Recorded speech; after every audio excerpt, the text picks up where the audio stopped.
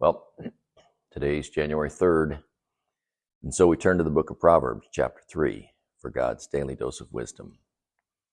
Now, as I was reading through Proverbs 3, verses 11 and 12 jumped off the page, and they read like this.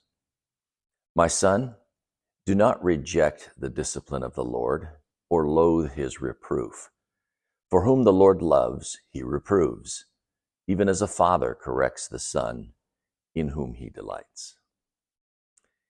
Growing up, did you ever hear the phrase, this is going to hurt me more than it hurts you?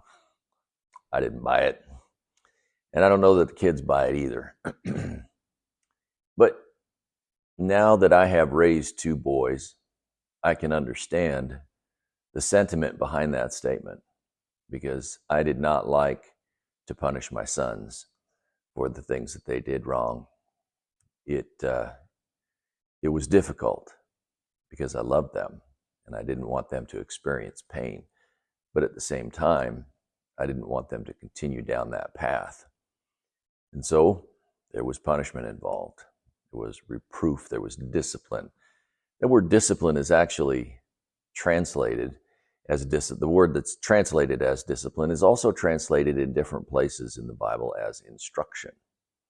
So what the author is saying here is, don't reject the instruction of the Lord or loathe his reproof. Reproof is definitely tied to a rebuke or correction to correct a person's path. Now, it's interesting that there is a purpose behind this instruction and correction. And that purpose is actually found in Romans chapter 8, verse 29, which says, for those he foreknew, that's us, he predestined them to be conformed to the image of his Son, so that he might be the firstborn among many brethren.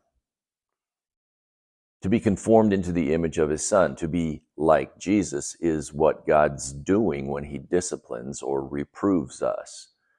And to reject that reproof or to reject that instruction is to reject that conformity into the image of Christ. Now, it's not just to be conformed into the image of Christ for heaven's sake, although that would be enough. It's to be conformed into the image of Christ for our sake here, today, right now. You know, when parents are disciplining their kids, sometimes it's because it's a reflection upon who they are. When you see a child throwing a temper tantrum in the grocery store, I don't know about you, but when I see that, I think, man, the parents should do something about that. You know, they must not be a very good parent. You know, I confess that thought has gone through my mind.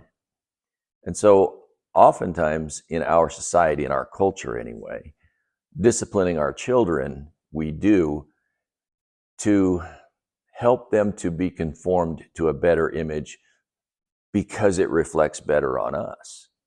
It's not necessarily solely for the benefit of the child. There's selfish motivation involved in that discipline or that correction. And that's wrong.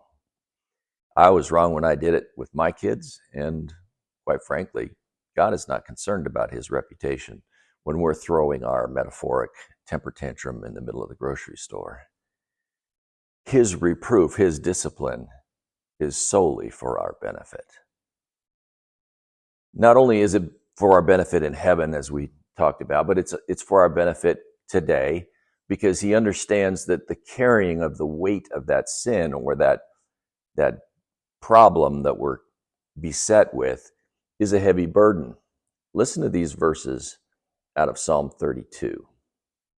This is written by David, and he writes, how blessed is he whose transgression is forgiven, whose sin is covered. How blessed is the man to whom the Lord does not impute iniquity, and in whose spirit there is no deceit. When I kept silent about my sin, my body wasted away through my groaning all day long. For day and night your hand was heavy upon me. My vitality was drained away as with the fever heat of summer. I acknowledged my sin to you, and my iniquity I did not hide. I said, I will confess my transgressions to the Lord, and you forgave the guilt of my sin. Therefore, let everyone who is godly pray to you in a time when you may be found. Surely in a flood of great waters they will not reach him. You are my hiding place. You preserve me from trouble. You surround me with songs of deliverance. This is God speaking to David. I will instruct you and teach you in the way which you should go. I will counsel you with my eye upon you. Do not be as the horse or as the mule, which have no understanding, whose trappings include bit and bridle, to hold them in check. Otherwise, they will not come near to you. That's Psalm 32, verses 1 through 9. That last little bit about trappings including bit and bridle. The bit and the bridle to control the mule or the horse or the donkey or whatever. It exerts pressure on the inside of the mouth of the animal and causes pain, and it forces the animal to go in the direction that you're turning the animal with that bit and bridle so that they can alleviate that pain. They have to turn their head that way, and off they go in that direction. Sometimes God uses pain as a way of directing us. But he says here in Psalms 32 that that's not his desire. Do not be as the horse or as the mule, which have no understanding, whose trappings include bit and bridle to hold them in check. His desire is not to cause us pain, but he will, in order to direct our course, in order to conform us into the image of Christ. And some of you know my story, that the Lord had to injure me in order to get me off the course that I was on and put me on a different course altogether. And I live with those scars and the pain even to this day. I was like a donkey. Don't be like me. My brothers, I love you. I pray that if there's something that's besetting, something that the Lord is working on you in order to discipline you or to direct your steps in a different way, that you would find a brother and that you would be able to talk to them about that. And that as iron sharpens iron, we can encourage one another and hold each other accountable so that we can be more conformed to the image of Christ. God bless you guys. I love you. Have an awesome day.